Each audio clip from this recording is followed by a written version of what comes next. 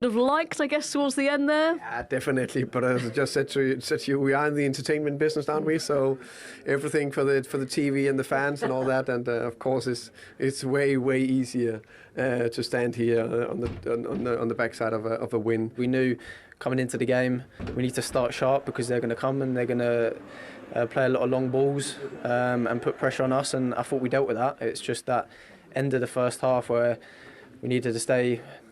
We could defend it a lot more better. I think it's difficult, especially with the young players. But I thought all of them that come in and started the game really did do well. We have a big responsibility. I think it's stressful is to lose games. When we are fighting for winning a title, for me, it's not stressful. Stressful is today. Try to think about the game, think about the next game, think about the context, think about protect the young kids. That is the hardest part, especially in the club like Manchester United.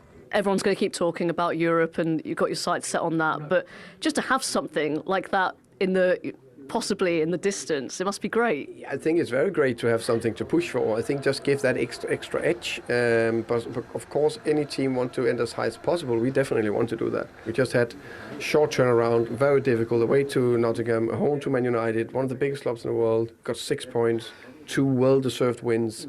That's very impressive.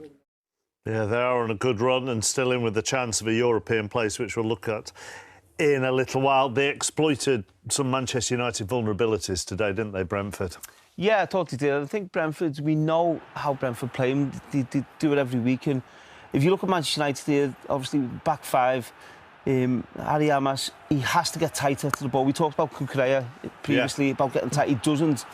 And then it allows Brentford to come inside and have different options. But then here, Garnacho, Mainu, they switch off, and I don't know what to do. And obviously, De Ligt goes down with the injury. Garnacho switch off, the Mainu switches off, which you can't do that against this Brentford team who like to put balls in the box and try and hurt you. And then it's a great cross and a great header. I think for young Fredrickson here, I think if he just opens his body out a little bit, he can maybe see the forward and get his arm across, but he doesn't. Makes it very difficult for himself, and then it's a really good header.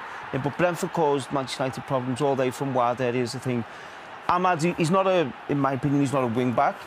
But if he's playing there, he has to put the work in. So again, cross into the box. Brentford done it all day. They picked up the second balls.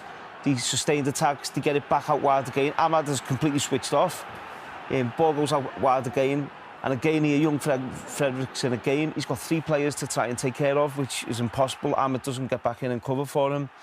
And then he conceded another goal from across. So this was all afternoon. This was happening to Manchester United. And here they're a little bit just disjointed. The back line. Ball goes out wide again. No pressure on the wide player. Jensen runs off Mainu, doesn't get back in, finds out in a lot of space, and then this is a great pass and great 2 passes.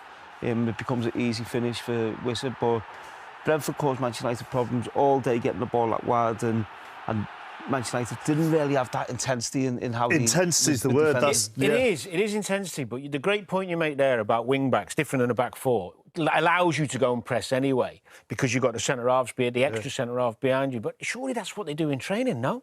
It's like if you're a coach of a system, the basics of a system, if you've got wing backs, they press the wide men quick. And it doesn't look like they're doing it. It's bizarre to me to see. Yeah, it's strange because that's why you play a back five, if you like, or a back three with your wing backs. They have to put pressure on the ball, otherwise you get outnumbered in the midfield, then the ball comes back into the midfield. So it was straight. But they had a lot of young players on the pitch as well. And that's it, isn't it? It was the third youngest ever Premier League starting 11 of any club, and it showed at times. It did show, and I think it showed with... There was a lack of movement, a lack of know-how on the pitch, if you like. And you see here, the ball goes to Luke Shaw. He's got a lot of time, a lot of space on the ball. If he plays it out wide to Amas, then it maybe brings Garnacho into the game a bit more. Doesn't, it's slow, it goes back to the goalkeeper. Ball's getting moved slow around the back. There's no movement, really, for anyone to try and get on the ball. And then now, they've got a 17-year-old lad up front, youngest ever for Manchester United to start a Premier League game. And they're just launching balls up to him, and I really felt for Obi today because you could tell he's inexperienced, but it looked like he had no help. They're just throwing balls up to him. Maybe a wrong selection of his run, a bit too it's a bit too easy for the Brentford defenders to... The ball didn't do him any favours, the ball though, didn't, did it? but... And again here now, Manchester United in the pressing, there was no intent, no organisation with it, as we see it. They lose the ball here, but then no one getting anywhere near the ball. Lots of space for Brentford to do what they want, really. But again, he stands on the ball, slow. Ball goes back to the goalkeeper. No movement, really, to get on the ball. Long ball up again. And then for Brentford, it was easy for them to obviously deal with the young lad up top. So, and then here, Brentford win the ball back. No organisation, no intensity on it. Late to get to the ball. Within 2 passes, Brentford could be in on goal again. So it was... It's a muddle, isn't it? See, I get there's young players, I understand that, and they're playing against good teams. But he only plays this system. Yeah. He's not mixing things up, personnel and systems. He's been there a while now. So when you play a system that much and you work on it that much in training, surely we can see more improvement, irrelevant of who's playing, because they should be organised in that system. Yeah, you'd think so, but I think the second team, I think they're playing a back four, which I found strange, because the second team, a lot of them players who were playing like the first team... Like the under-21s or under-23s. A lot of them players who've come into the first team now, they're getting their game time with the under-23s or under-21s, and they're playing different systems. So, for me, that's a bit confusing. So I think the Europa League, getting the Europa League final is papering over a lot of cracks. There's big problems at Manchester United, and that needs solving quickly. Whereas Brentford, everybody knows what they're doing, everybody knows what their role is, and everybody chips in as well. You know, some teams may have a 30-goal-a-season player. Brentford have got 3 who are into double figures, and no other Premier League team has that this season. It's brilliant, yeah. They've also got great intensity and physicality about them. But make no bones about it, I've seen Brentford live a few times. They play as well as go long. You know, they do have long throw-ins, they do play long occasionally and use the pace, but they can play out as well with Norgard getting on it. They vary their game as well as anyone in the Premier League. He's done a great job. And we know what the Europa Conference League did for, say, when West Ham got into it.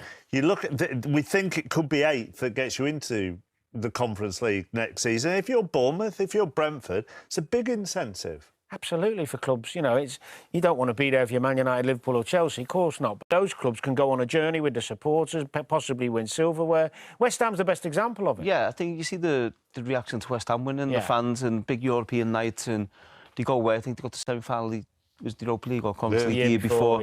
And then they go and win a European Cup, so it's massive for Brentford, you think. I played against Brentford with Derby County a few years ago. To see them now established in the Premier League, doing really well and potentially playing in Europe, I think it's the manager has done brilliant there. Right. Mentioning that United and Tottenham look like they're sort of 70-80% there for what would be a blockbuster of a Europa League final. That would be, a 60-70 million pounds game for both of those clubs who are toiling at this moment in time. Probably in the league. The most consequential final of that competition there's ever been.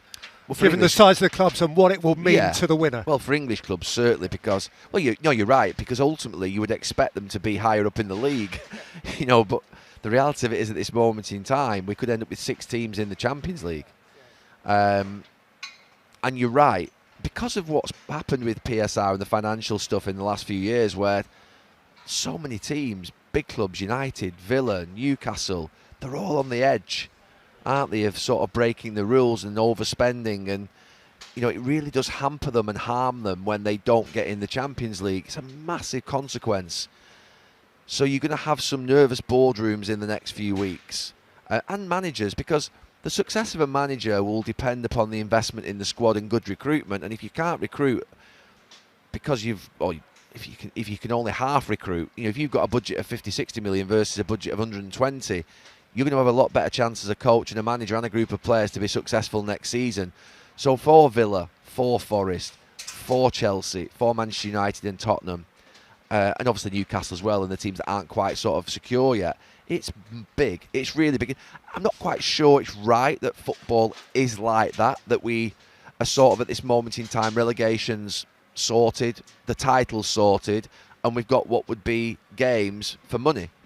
That is it. It's games for money. And that's what the That's what's at stake in this next few. There's no trophy at stake in the Champions League places that we're talking about. There is obviously for Tottenham and Manchester United, but it's sad. No one talks about winning the Europa League to lift a trophy and get a medal around the neck. They talk about it from a point of view of its qualification for the Champions League. It gets you £80 million. It's almost like a competition has been dismissed because of its prize.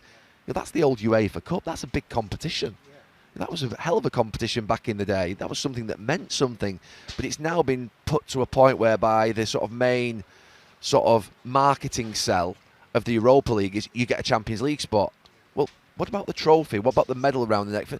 I did say probably a few months ago that if Manchester United weren't to win the Europa League, that I would want Tottenham to win a trophy. I enjoyed Newcastle winning a trophy at Wembley against Liverpool, but I obviously want Manchester United to win desperately. But it looks like that's going to be a hell of a final. I mean, obviously both teams have to finish their jobs off in midweek, and they have been known to, let themselves down this season. So you'd think that both of them will complete the jobs and do it, and then we look forward to what would be a very special occasion back in Bilbao, actually, for United. Mason Mount was critical of Manchester United's failure to beat Brentford in the Premier League on Sunday.